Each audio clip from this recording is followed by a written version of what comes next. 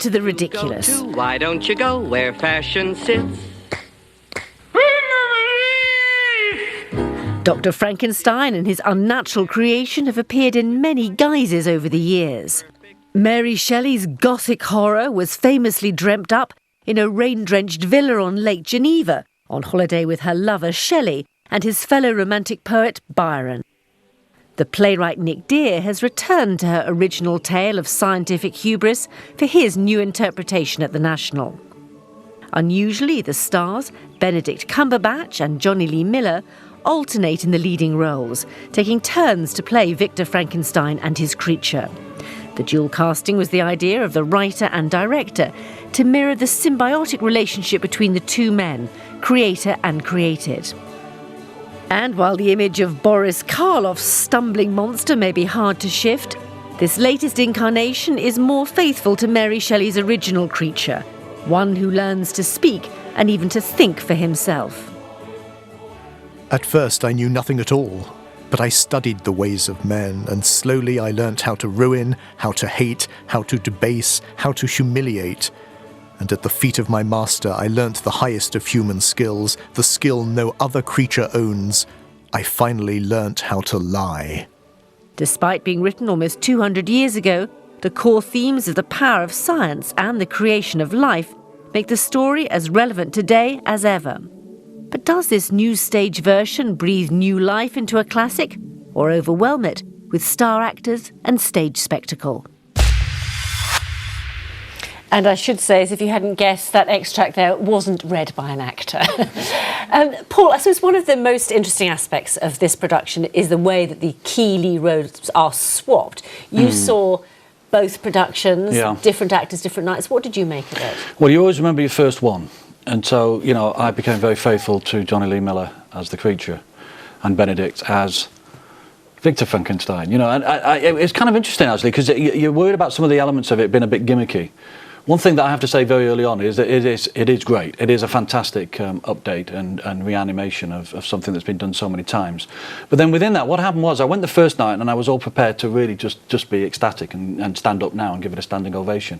And then I went back the next night and I kind of started to panic a little bit, seeing, you know, different ways that it was done. And Johnny Lee Miller seemed so brilliant as the monster, that then to see him with a bad wig playing Victor, you know, everything started to be undermined a little bit. But then I know some people who've seen that as the first one, and they've seen Benedict as the monster, and they love him as the monster. So I suddenly found myself, and this is typical of what's happened, is I wanted to go back again. Really self-indulgent. Well, Sarah, I think you saw it in the same order. So were you as faithful to Johnny Lee Miller as Paul was? I was certainly as dazzled by Johnny Lee Miller as the creature. I thought he was absolutely fantastic. And I don't think he was as good a Frankenstein. I came out of the first production wondering whether Cumberbatch could do it, because he's such a cerebral actor, and his Frankenstein is very cerebral. So I was thinking that was going to be the weak link, but he absolutely made me eat my words. I thought his creature was incredibly moving, and what I loved was, and I should say also early on, I agree with Paul. I mean, it's just it was so much fun. I mean, I think it's a spectacularly good show. But that what Cumberbatch does with his creature is to find these little nuances that do reinterpret the part, so you're not watching actors give the same interpretation. And I suppose, John, I mean, the concept behind this is the idea that Victor Frankenstein and the creature are alter egos. Yeah, I mean, they're sort of, they're parasitic upon each other, really. In this production, it's much more monster-centric, I think, than the novel. I don't think that's a bad thing at all. That's an intelligent decision they've taken. But in the novel, the monster story is wrapped up literally inside Frankenstein's story, and the sense of him as a kind of questing individual who represents us all in a way is much stronger than it is in the drama, where I think he is somebody who's portrayed in the version I saw where Cumberbatch is doing it, is a much less sympathetic character than he is in the book. Yeah. And the monster, I mean, there's this extraordinary opening. I don't want to spoil it for anybody who might be lucky enough to go to it. An extraordinary opening which theatrically enacts what the novel is about. What is it like to become a human being out of nothing? And Johnny Lee Miller did it I don't know what Benedict Cumberbatch, how he did it, but he did it absolutely extraordinarily. And then part of his process of becoming a human being, as we heard in that extract, is that the creature himself says he learns how to lie. Yeah, of course, he learns it from reading. I mean, he's taught how to read. He's taught Paradise Lost and Plutarch's Lives. So that's where he learns from. I mean, I thought it was a terrific production, but I thought the writing was so strong. Actually, I think it's much better written than the book, frankly. No, I mean, really, Mary Shelley is not so hard. Wonderful idea, but the prose is terrible. This prose is terrific. The monster is given much more Milton as well. He quotes Milton a lot, and that's pretty good. Furthermore, he identifies, he says, with Satan. He has a wonderful line. He says, "The bile rises in my throat, and it tastes like Satan's bile." Wow. You know, that's better than Mary Shelley. You know, at the essence of what makes this great, apart from the gimmicks, you know, some wonderful gimmicks, although unfortunately Danny Boyle in the programme gives it away by his scrapbook. And everything he puts in his scrapbook about what he wanted in the production is kind of in it. There's a train that comes in, there's some birds that come out. And there's a sense that that's all very nice and it's kind of sweet and entertaining, but at its essence, what's best about it is the words and the performances, either way you look at it, of John Lee Miller and Benedict Cumberbatch.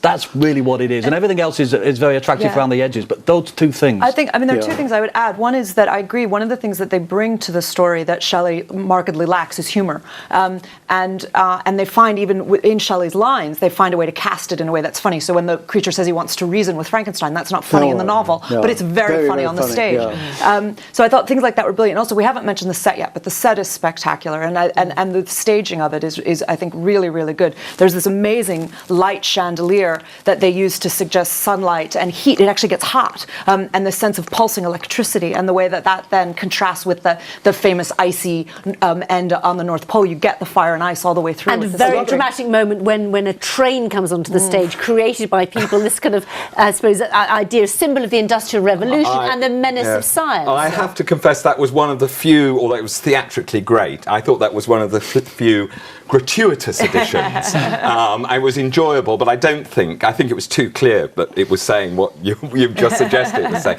But I think there were additions. I mean, I tend to be a purist about adaptations. There were additions which were actually improvements. For example, there was a new character. I mean, Elizabeth in the book is a very flat character. Pallid, here, one mustn't give away the ending, of course, but here there is a confrontation between Elizabeth and the creature. We should say she's Victor Frankenstein's fiancée. Yeah, sorry. And she is not afraid of him. She doesn't flee from him. She touches him. And he says to her, if you had had a child like me, would you have abandoned it? He said, I'd never abandon a child. And that kind of strength and that kind of mercy is nowhere in Mary Shelley's And then immediately after that, something terrible happens, which we won't say. And then there's this extraordinary, I thought, very powerful cry. Now I am a man, he says. Yeah. And that seemed to me to be a kind of such an intelligent sort of theatrical thinking of what it was. It's just that Danny Boyle's come from cinema and 15, 20 years of doing cinema since he really wanted to do this. And he's brought something from cinema, and at first, especially because the first few minutes are without words and therefore quite cinematic in a way. I was slightly, worried that he wouldn't be able to bring. But his background's theatre, I think personally, I think this is the best thing he's ever done. Yeah. And after the Disneyfication of 127 hours, it's so wonderful to see him getting stuck into something and reanimate this great myth for the 21st century in such a powerful way. And occasionally things get in the way, and you think, oh, a bit gimmicky, the train, underworld soundtrack. But overall, it's the story itself and what it does. And it's carried by these two incredibly magnetic central performances. I do think that there are some weaker performances in some of the minor roles. Do you think that's performances or is it the writing? I thought it was direction, actually. I mean, I thought he just neglected a couple of the lesser performances. He wants those 2 stars. Exactly. There's a sense that all of the energy went into those 2 stars. I do have to say, I think that Johnny Lee Miller was a weaker Frankenstein. That of the 4 main roles, if you see what I mean, that I thought was the only one that was a little bit weak. But I think that there's the sense that I agree that they've so intelligently gotten at the essence of what the story is about and told it from the monster's perspective in this incredibly moving way. It's a really moving the weaker production. Frankenstein, the rewriting, and this version weakens Frankenstein anyway, doesn't it? You see the monster first. And Frankenstein's lack of sexual power is a great deal more emphasised than Mary Shelley does. Yes, well, it gives it certainly a very interesting dimension. Well, I'm afraid the current run of performances at the National Theatre is sold out, but there are 2 live relays of the production coming up at cinemas across the country on the 17th and 24th of March, so you can judge for yourselves, and you can get more details on our website.